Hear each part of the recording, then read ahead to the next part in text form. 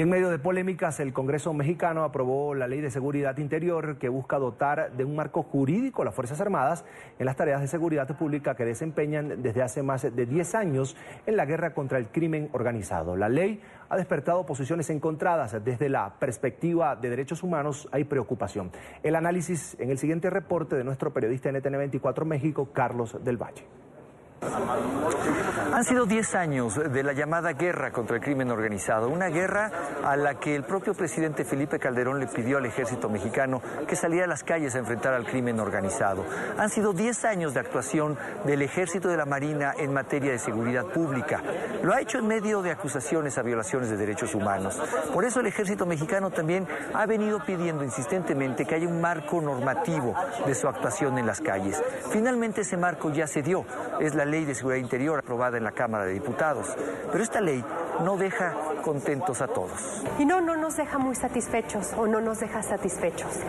Nos hubiera gustado un proceso legislativo distinto, donde las organizaciones hubiéramos podido hablar con el legislativo sobre los riesgos que vemos en una aprobación de una ley que le da al ejército un marco jurídico para actuar, pero también que da al ejército un marco jurídico para actuar en excepcionalidad. Entendemos que hay que mejorar las instituciones y meter ley y todo lo que sea. Estamos de acuerdo con ello, pero hoy por hoy lo que nos urge y nos apremia es cómo le ayudas a quienes llevan más de 10 años desgastándose y cubriendo a los otros.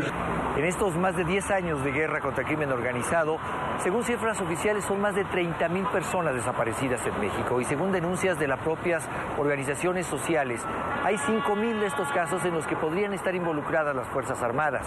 De ese tamaño es el problema que intenta arreglar hoy esta Ley de Seguridad Interior. Sin embargo, todos advierten que sin lugar a dudas representará grandes desafíos su implementación. El ejército necesitaba esta responsiva por escrito. Entiendo las razones y de alguna manera, como se lo indicas, es un pendiente menos. Quizás se hizo con prisa, quizás no se cuidaron todos los aspectos complejos del contexto, la parte jurídica, la parte de puntualizar respecto a derechos humanos, pero pues ya es un pendiente menos ante la perspectiva de que ya se va a terminar el periodo de sesiones, número uno, y que el próximo año pues, viene un año electoral donde es muy difícil alinear voluntades en esos temas tan complejos. En el debate que se ha venido dando en México en los últimos años sobre seguridad, ninguna de las partes se siente tranquila. La propia sociedad advierte que no se siente más segura con el ejército en las calles y esto no necesariamente ha traído mayor seguridad en los estados.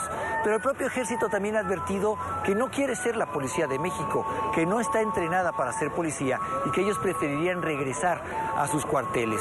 Así que según los expertos, esta nueva Ley de Seguridad Interior todavía tiene muchos retos por delante.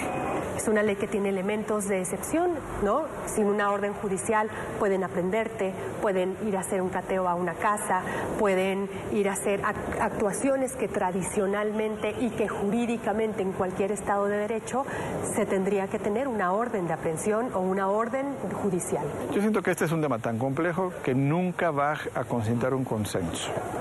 Este es un tema que se ha estado discutiendo por muchos años. Incluso ya ha llegado a la Corte, ¿no? Hay directrices judiciales, hay directrices incluso en los propios tratados internacionales. Nunca va a haber un consenso completo al 100%. A pesar de lo importante del tema, todo el mundo apunta que esta ley se discutió de manera exprés y esta entrará en su última fase en los próximos días en el Senado de la República. Lo cierto es que a pesar de que hay una nueva ley, de que se cuenta con un nuevo marco, todo pareciera indicar que en México el crimen organizado avanza a pasos agigantados.